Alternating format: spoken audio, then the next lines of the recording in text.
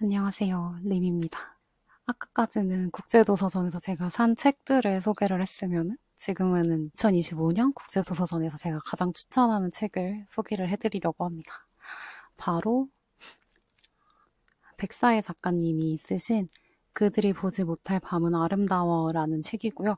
SF 연작소설입니다.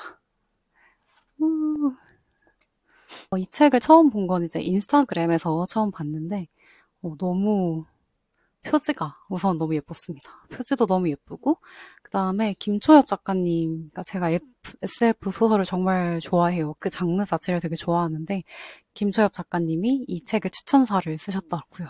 그래서 추천사를 보면 너무 멋진 문장이 있었는데 이토록 비참한 세계에도 왜 어떤 존재들은 끝까지 빛을 안고 죽는가? 라는 문장이 가장 크게 띠지에 적혀 있었던 것 같아요. 그래서 그 문장을 보고 첫 번째로 어떤 세계가 펼쳐질까?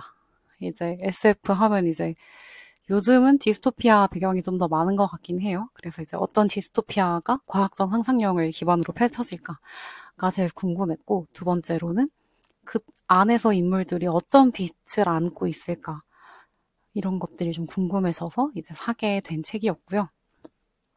도서전에서도 되게 인기 많았던 것 같아요. 이 책이 허블에서 구매를 했던 것 같은데. 맞아요. 허블 맞네요. 여기서 이제 이 뒤에도 있는 이 토막난 우주를 안고서 책과 같이 구매를 했었는데요.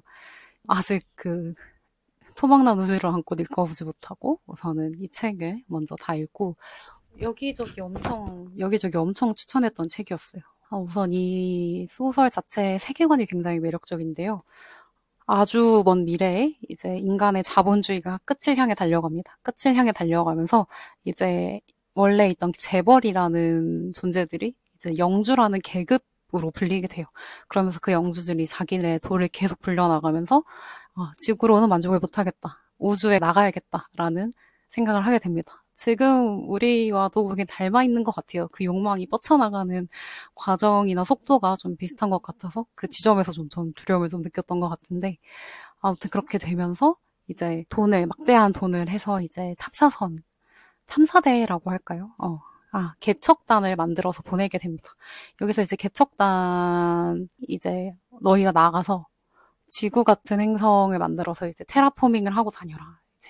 이제 지구화를 시키는 거죠. 인간이 살 수 있는 환경을 만들어라 라고 해서 보냈는데 이 개척단들이 결국 성공을 해요. 그래서 지구와 비슷한 환경을 만드는데 테라포밍에 성공을 합니다. 그런데 문제는 이 사람들이 돌아오지 않아요. 우리가 개척을 했는데 그 지구에 당신들 영주들이 그렇게 지배하고 이런 지구로 돌아가지 않겠다라고 선언을 합니다. 그러면 영주들은 어떻겠어요? 이 자식들이 내가 내 돈 들여서 보내놨더니 안 돌아와? 하면서 이제 전쟁을 선포하게 됩니다. 그래서 이제 영주대 개척단 이런 식으로 구조가 만들어지면서 전쟁이 시작되게 돼요. 그래서 저는 사실 이런 소설 안에서의 혁명단 이야기들 굉장히 좋아하거든요. 그래서 벌써 재밌다. 역시 뭔가 지배하려는 계급과 그것을 전복시키려는 뭔가 시민들의 싸움 같은 것들이 좀 기대가 됐었고, 이제 이런 세계를 바탕으로 한 6개의 단편 이야기들이 수록이 되어 있습니다. 단편으로 제목을 말씀드리면, 첫 번째 단편이 우리는 마른 꽃잎과도 같아. 두 번째 단편은 황금천국의 증언. 세 번째 단편은 그들이 보지 못할 밤은 아름다워. 이제 이 책의 제목이 되는 단편이죠. 이 단편도 되게 재밌었던 기억이 나요. 소설을 제목으로 뽑을 때는 이게 가장 좀 매력 있는 제목이긴 했겠다라는 생각이 좀 들었고요. 네 번째로는 왕관을 불태우는 자. 다섯 번째로는 주뱅씨의 완벽하지 못한 하루. 여섯 번째는 피가 시가 되지 않도록.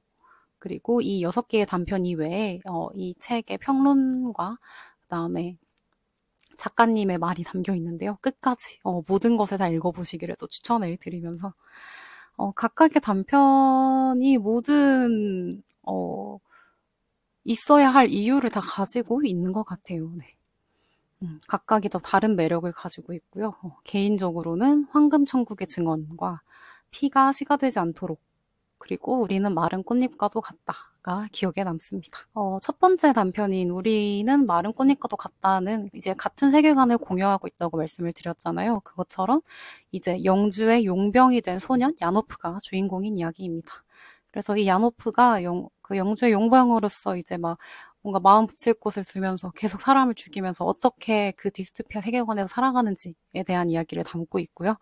그래서 뭔가 그 각각의 단편마다 테마들이 좀 있는 것 같고, 첫 번째 단편에서 우리는 마른 꽃잎과도 같다는 사랑에 대한 이야기라고 생각이 들었어요. 사랑과 함께 뭔가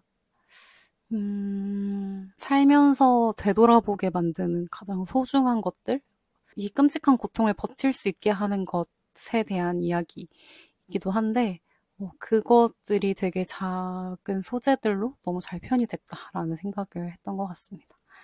두 번째 단편인 황금천국의 증언은 이제 영주가 생겼으니 굉장히 오래전에 중세의 계급시대로 간 것 같죠? 그래서 여기에서 시녀장이 나옵니다. 그래서 이제 한 영주의 시녀장이 자신이 어떻게 시녀장이 됐는지 엄청 그 디스토피아 세계에서 이 멸망해가는 세계에서 어떤 행동을 통해서 이 행동은 대부분 악행이긴 해요. 그래서 이제 악행을 통해서 그 자리에 갔고 무슨 일이 벌어지는지에 대한 이야기인데 이 황금천국의 증언은 뭔가 좀 식욕과 영생에 관련된 이야기라고 저는 생각을 했어요. 그 다음으로는 이제 영주의 실험으로 이제 여기서 영주들이 자기네들의 욕망을 뻗쳐나간다고 했잖아요. 그러면서 비윤리적인 실험들도 서슴지 않습니다. 그래서 이제 영주의 실험을 통해서 개구리 아종인간, 그러니까 개구리 실험체로 이제 이렇게 섞여가지고 약간 여기서는 이제 아종인간이라고 표현이 되는데요. 그런 존재가 된 그러면서 인간의 지능이 있기 때문에 어느 아이를 돌보는 유모의 역할로 한 행성에 보내지게 됩니다. 그런 주인공의 이야기를 담고 있고요. 그 다음에는 이제 영주의 별에 사는 이제 일반 용병, 시녀장, 그 다음에 유모의 이야기가 나왔으니까 이제 영주의 이야기가 한번 나올 때가 된 것 같죠. 그래서 자신의 신민을 보석으로 만드는 악취미가 있는 영주의 이야기가 네 번째 단편 왕관을 불태우는 자에서 등장을 합니다. 다섯 번째 단편에선 주뱅씨의 완벽하지 못한 하루라고 해서 이 주뱅씨가 어떤 하루를 보내는지에 대한 얘기가 나오는데 이 주뱅씨는 글을 다뤄요. 그래서 약간 어떻게 보면 금서라고 할 수 있는 모두가 쓰면 안 되는 것을 영주님의 단독 명령으로 이제 그걸 하면서 자신의 일을 굉장히 뿌듯함을 느끼고 있는 주뱅씨가 등장을 합니다. 그래서 이제 그런 주뱅씨가 어떤 하루를 보내게 되면서 이제 일이 굉장히 어긋나기 시작하는데 이제 그것도 소설에서 맞아 읽으면서 알아보실 수 있을 것 같고요. 마지막 단편인 피가 시가 되지 않도록 제가 생각했을 때 작가님이 가장 하고 싶은 말이 아니었을까 싶어요. 작가의 말에도 나오는데 어떤 분이 남기신 말의 문장으로부터 시작이 됐다고 하더라고요. 시적으로 끝나는 것은 없다. 다만 끝맺고 우리가 끝맺음을 시로 바꿀 뿐. 피가 아름다웠던 적은 단 한 번도 없다. 그저 붉기만 했었다. 라는 이 문장을 보고 쓰셨다고 했는데 이게 이제 이 피가 시가 되지 않도록이라는 제목과 이어지죠. 그래서 이제는 앞서 상황들이 계속 진행이 되면서 결국은 개척단군이 이기게 되는 상황이 벌어집니다. 그러면서 지구가 이제 뭐라고 할까요? 각각이 분리되면서 이제 인류가 이걸 너무 많이 스포를 할까봐 걱정인데 아무튼 인류들은 자신의 정신만 뭔가 홀로그램 시스템이라고 할까요? 뭔가 다른 시스템에 넣으면서 그렇게 삶을 살아가기로 한 거예요. 인간의 육체를 포기한 채 정신만으로만 살아가는 세상. 약간 매트릭스와 비슷한 그런 세계관이 또 등장을 합니다. 그러면서 그렇게 정신체로만 존재하던 주인공이 인간의 몸을 가지고 탐험을 선택을 해서 나가게 돼요. 그러면서 인간으로서 살고 있는, 그리고 이제 그 멀리 정신적으로만 존재하는 인류를 신인류라고 지칭을 하더라고요. 그래서 그 신인류가 인간의 몸을 가지고 다시 인간의 삶을 살아가게 되는 이야기, 경험해보는 이야기를 담고 있습니다. 여기서 이제 아시라라는 주인공과 만나게 되면서 어떻게 이 신인류라는 정신적인 존재가 어떻게 인간의 물성을 이해하게 되고 인간의 삶을 하나하나 배워가는 이야기라고 볼 수 있을 것 같아요. 이게 정말 정말 재미있었던 것 중에 하나는 첫 번째로 이 작가가 만들어 온 이 방대한 상상력의 세계를 같이 볼 수 있다는 것, 좀 여행하는 기분으로 저는 봤었던 것 같고요. 어떻게 보면 어린 왕자의 구조와도 많이 닮아 있다라는 생각을 했던 것 같아요. 이제 어린 왕자의 시선으로 각 행성을 보여주듯이 여기서는 이제 각 행성의 주인공을 심어놓고 그 주인공의 시선으로 그 행성과 그 세계를 보여주는 방식으로 이야기가 진행이 됩니다. 잔혹 버전 어린 왕자라고도 볼 수 있을 것 같아요. 동시에 그 각각의 행성에서 이제 영주의 욕망으로 기괴하게 비틀린 상황들, 뭐 인간과 동물을 계속 이제 인체 실험을 해서 아종 인간을 만들어내는 곳, 아니면은 그 왕관을 불태우는 자에 나왔던 것처럼 자신이 보석이 아름답다고 생각하기 때문에 모든 신민을 보석화시키는 이런 짓을 계속하거나 아니면 전쟁을 계속 부추기고 이런 다양한 영주의 욕망을 좀 볼 수 있게 되면서 그 욕망 아래에 있는 생명들이 어떻게 비틀려지게 되는가? 그러면서도 어떻게 살아가는가? 그렇다면 이제 인간이 아니게 됐을 때 우리는 무엇이 이 공동체를 연결하고 누구를 지키는 마음을 가지게 되며 인간이 아님에도 인간적인 행동을 할 수 있게 만드는가에 대한 생각을 이 소설을 읽으면서 되게 많이 했던 것 같아요. 이런 이야기를 떠나서 이야기 자체만으로도 충분히 재미있는 소설이었다고 저는 생각합니다. 그래서 이 책을 관통하는 문장은 좀 그럼에도인 것 같다는 생각을 했어요. 피와 살과 인간의 가치가 사라지고 오롯이 개인의 욕망이 모든 것을 움직이는 시대에 생명은 그리고 사랑은 무엇을 할 수 있는가를 끝까지 말해보고자 하는 소설처럼 느껴졌습니다. 그리고 이제 여기에 등장하는 모든 사랑이 저는 순애라고 생각을 했는데요. 정말 이게 꼭 디스토피아에서 피어나는 사랑이 유독 좀 예뻐 보이고 너무 아련하고 막 비극이 예견되어 있는 사랑이라 그런 걸 수도 있고요. 아무튼 그런 사랑 이야기들이 다 좀 모든 이야기들이 좀 와닿았던 것 같습니다. 그리고 마지막 단편이었던 피가 시가 되지 않도록의 마지막 문장이 굉장히 인상이 깊은데요. 이게 되게 좀 트위터에서 많이 돌아다니기도 하더라고요. 그래서 이 문장의 출처, 제가 썸네일에도 쓴 그 문장의 출처가 바로 이 소설의 마지막 단편, 피가 시가 되지 않도록이었습니다. 내 도구가 되어줄게. 나는 이전 밤에 꾸었던 꿈을 상기하며 아사라의 숨결 속에서 중얼거렸다. 무기로만 쓰지 말아줘.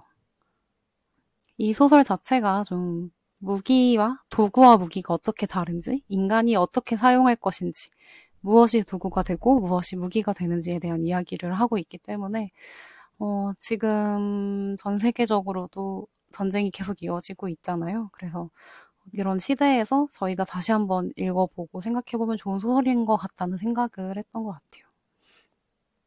그리고 이 문장 자체로도 되게 매력이 딱 이렇게 후킹이 되잖아요. 너무너무 좋잖아요. 대체 어떤 상황에서 너의 도구가 되고 그럼에도 무기론 쓰지 말아달라고 애처롭게 말을 하는지 그래서 괜히 생각을 해보게 되더라고요.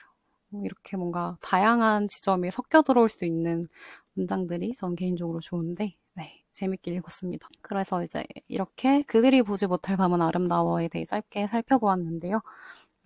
좀 혹하셨나요? 저의 추천이 좀 여러분께도 닿기를 바라면서 네. 여러분은 혹시 읽으셨다면 어떻게 읽으셨는지 그다음에 읽고 난 다음에도 후기를 남겨주시면 너무 좋을 것 같아요.